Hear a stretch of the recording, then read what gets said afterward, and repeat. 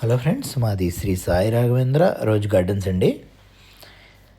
ఇప్పుడు మీరు చూస్తున్న ఇండోనేషియా దేశానికి సంబంధించిన సపోటా అండి. ఇది చూసారా ఫ్రెండ్స్, ఎంత పెద్దగా ఉందో. అందుకే వాళ్ళు అక్కడ జంబో సపోటా అంటారండి దీన్ని. ఇది మోర్ దాన్ మనకి 300 గ్రామ్స్ ఎబో వస్తుందండి కాయ బరువు. అలాగని చెప్పి తక్కువ కాస్త అంటే లేదండి, హెవీ హీల్డింగ్. అక్కడ కమర్షియల్గా బాగా పండిస్తున్నారు. చూసారా ఫ్రెండ్స్, మనకి 3 కాయలు దాదాపు కేజీ వరకు వచ్చినాయండి. అలాగే మనం కట్ చేసిన కాయ అండి ఇది.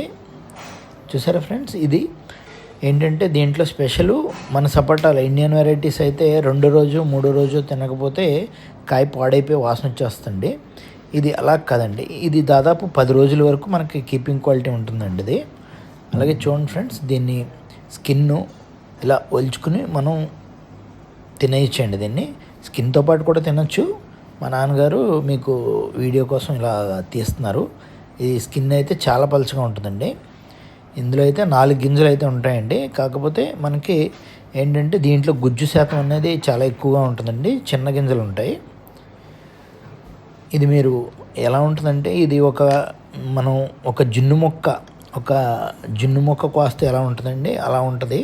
అలాగని చెప్పి టేస్ట్ ఉండదా అంటే మాత్రం మనకి చాలా అమోఘమైన స్వీట్ అండి. ఇది చాలా బాగుంటుంది. మీకు ఎవరికైనా మొక్కలు కావాలనుకుంటే మన దగ్గర అయితే అందుబాటులో ఉన్నాయండి. ఇక్కడ నెంబర్లు ఇస్తున్నాను, దాన్ని సంప్రదించండి.